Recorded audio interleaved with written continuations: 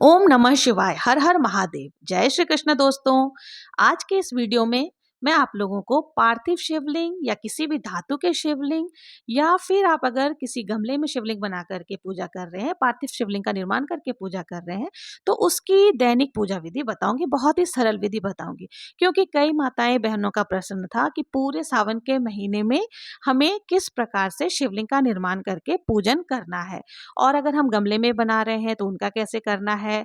तो ये उनका प्रश्नों का और उनके रिक्वेस्ट पे ही मैं ये वीडियो बना रही हूँ। आज मैं इस वीडियो में आपको तीनों प्रकार के शिवलिंग की पूजा कैसे करते हैं वो बताऊंगी। जैसे आप गमले में किस प्रकार से पूजा करेंगे या किसी भी धातु की शिवलिंग आपके पास है तो उन अलग अलग धातुओं के शिवलिंग की पूजा किस प्रकार से करनी है, या फिर आप अगर पार्थिव शिवलिंग निर्माण करके घर पर चौकी लगा करके पूजन कर रहे हैं तो उसकी पूजा किस प्रकार से हमें करनी है। तो आज के वीडियो में हम लोग जानेंगे। तो मैं एक एक करके आपको बता देती हूँ। देखिए, सबसे पहले अगर आप चौकी लगा करके शिवलिंग की पूजा कर रहे हैं तो हमें मिट्टी ले लेना है। किसी भी शुद्ध स्थान से आपको मिट्टी ले लेनी है। उस मिट्टी में थोड़ा सा गंगा जल और दूध डाल करके हमें शिवलिंग का निर्माण करना है। तो शिवलिंग का निर्माण करना है जो बहुत ही ईजी होता है, बहुत ही आप जल्दी बना सकते हैं। तो अच्छे से आपको चिकना करके इस प्रकार से शिवलिंग का आकार दे देना है, और इसके साथ ही हमें अच्छी तरीके से इसको चिकना करना है कि ये कहीं से दरक ना जाए या इसमें दरार ना आ सके। तो मिनटों में ही हमारी शिवलिंग जो है उसका निर्माण हो जाता है। शास्त्रों के अनुसार मिट्टी के शिवलिंग का पूजन करना सबसे ज्यादा फलदायी माना गया है, और मिट्टी से शिवलिंग बना करके आप पूजन करते हैं तो इसका जो फल की प्राप्ति होती है वो बहुत ही मतलब दोगुना फल की प्राप्ति होती है। तो सबसे पहले आपको क्या करना है, मिट्टी से शिवलिंग बनाने के बाद उनको शुद्ध कर लेना है। शुद्ध करने के बाद आपको देसी घी का दीपक प्रज्वलित कर लेनी है। आप चौकी पर थोड़ा सा फूलों का आसन दे करके देसी घी का दीपक प्रज्वलित कर लेंगे, और साथ ही जब आपने मिट्टी की शिवलिंग बनाई है तो उसको जमीन पर नहीं रखना है, तो थोड़ा सा आपको बेलपत्र के ऊपर रखना है। अब हम शिवलिंग का अभिषेक करेंगे। तो सबसे पहले हमें जल अर्पित करनी है। जल अर्पित करने के बाद में हमें कच्चा दूध, गाय का कच्चा दूध मिल जाए तो बहुत अच्छा, हम दूध अर्पित करेंगे। दूध अर्पित करने के बाद वापस से हम एक बार फिर से जल अर्पित करेंगे। तो यानी कि 3 बार हमें शिवलिंग का अभिषेक करना है। फिर हम चंदन का तिलक लगा देंगे। तो यहाँ मैंने चंदन का तिलक लगा दिया है। माता गौरा को आप रोली अर्पित करेंगे। इसके साथ ही हमें वस्त्र स्वरूप कलावा अर्पित करनी है। अगर आपके पास जनेऊ है तो आप जनेऊ भी अर्पित कर सकते हैं, नहीं तो वस्त्र स्वरूप कलावा जरूर से अर्पित करें।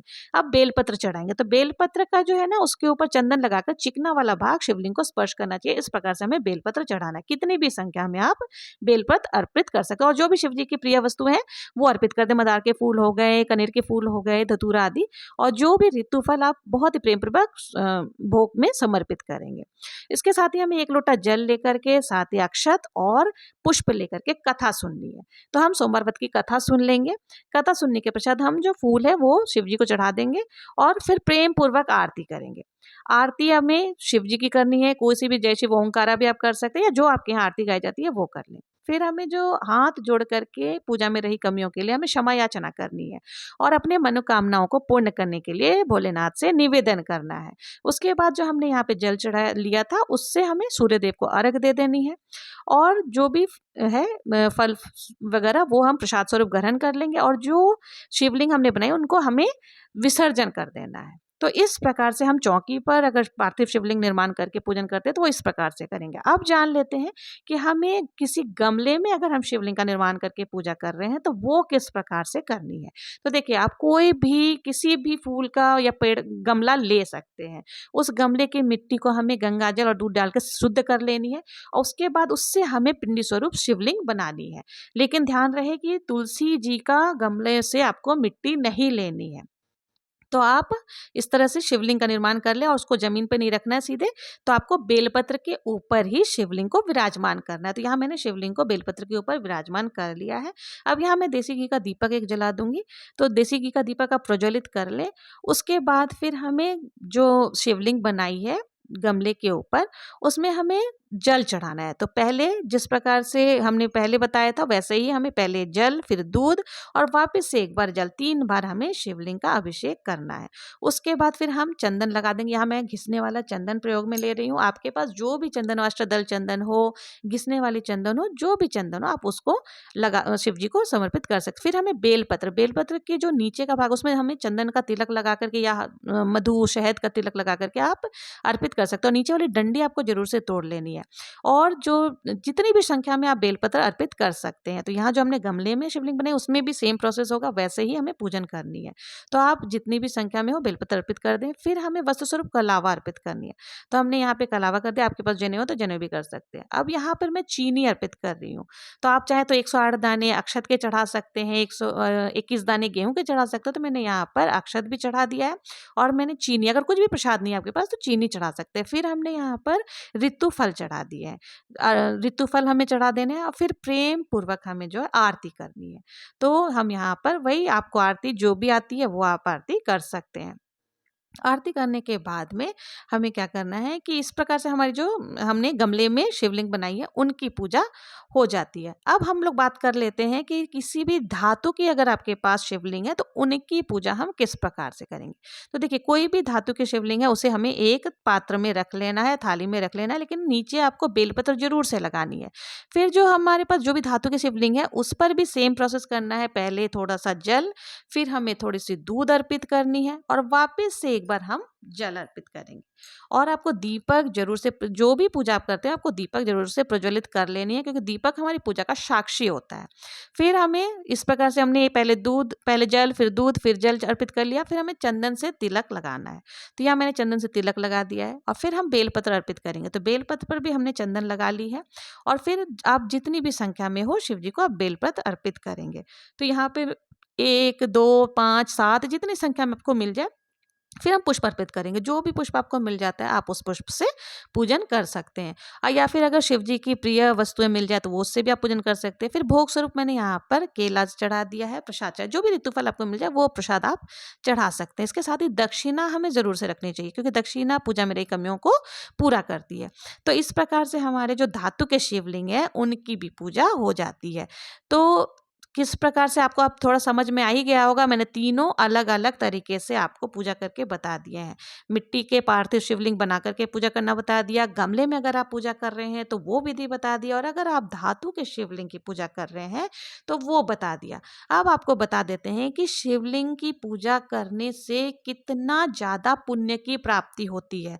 तो आप जब भी अगर मिट्टी शिवलिंग बनाते हैं तो इसी प्रकार से आप बना करके पूजन कर सकते हैं। दोस्तों, हिंदू धर्म में शिवलिंग की पूजा का विशेष स्थान है। कहते हैं कि भक्त अगर सच्चे मन से भगवान शिव की पूजा करते हैं तो उनके सारे कष्ट वो दूर कर देते हैं। और वहीं अगर कोई इंसान मिट्टी का शिवलिंग बनाकर पूजा करता है तो उसके मनवांछित फल जो होते हैं ना वो बहुत ही जल्द, अति शीघ्र पूरी हो जाती है। और सावन के महीने में रोज शिवलिंग बना करके पूजा करने से तो बहुत ही ज्यादा पुण्य फल की प्राप्ति होती है।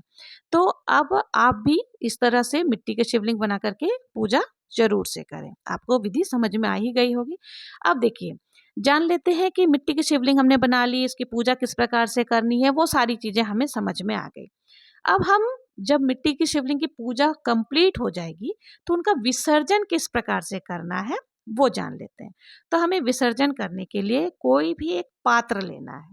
जिस प्रकार से आपने जितना बड़ा शिवलिंग का निर्माण किया है उसी हिसाब से आपको पात्र लेना है। अगर आपने छोटे से शिवलिंग का निर्माण किया है तो छोटे से पात्र ले लें, और अगर आपने बड़ा शिवलिंग का निर्माण किया तो थोड़ा सा बड़ा पात्र आपको लेना है। फिर उसमें हमें बहुत ही प्रेम पूर्वक शिव जी को ओम नमः शिवाय बोलते हुए विसर्जित कर देना है। फिर जितने भी पूजन सामग्री है उन्हें भी हमें उसी जल में डाल देना है। और उसके बाद फिर हमें क्या करना है कि ये जल जब 2-3 घंटे में शिवलिंग पिघल जाएंगे, जल में मिक्स हो जाएंगे, तो उसे हमें क्या करना है कि किसी भी पौधे में डाल देना है। तो आप शिवलिंग को, जो जल है उसको किसी भी पौधे में डाल सकते हैं। और अगर आपने गमले में शिवलिंग का निर्माण किया है तो आप चाहें तो गमले में ही विसर्जन कर सकते हैं, और नहीं तो वहां से भी आप इसी प्रकार से एक पात्र में उठा करके शिवलिंग को विसर्जित कर सकते हैं। और फिर हाथ जोड़ करके क्षमा याचना जरूर से करें विसर्जन करते समय भी। अब हमें क्या करना है, अब थोड़ा सा जो जल है उसे अपने घर में भी जरूर से छिड़काव करें। बहुत ही शुभ होता है, सकारात्मक ऊर्जा का वास होता है। और बाकी जब ये पूरी तरह से पिघल जाएगी तो हमें किसी भी गमले में डाल देना, पर ध्यान रहे कि तुलसी जी के गमले में आपको नहीं विसर्जन करना है। तो आपको पता चली गया होगा कि पार्थिव शिवलिंग की पूजा का महत्व कितना ज्यादा है कि इसकी पूजा से अकाल मृत्यु का भय भी समाप्त हो जाता है। शिव जी की आराधना करने से, पार्थिव पूजन करने से जो भी लोग इनका पूजन करते हैं, चाहे वो पुरुष हो या फिर महिला हो, सभी को पता है कि शिव जी बहुत ही कल्याणकारी होते हैं।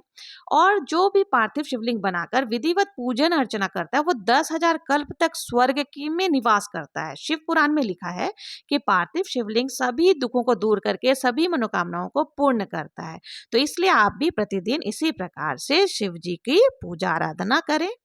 और अगर मेरा वीडियो जरा भी हेल्पफुल लगा हो, पसंद आया हो और आपने अभी तक मुझे सब्सक्राइब नहीं किया है, तो प्लीज मुझे सब्सक्राइब करके लाइक शेयर जरूर से करें। हर हर महादेव, जय श्री कृष्ण।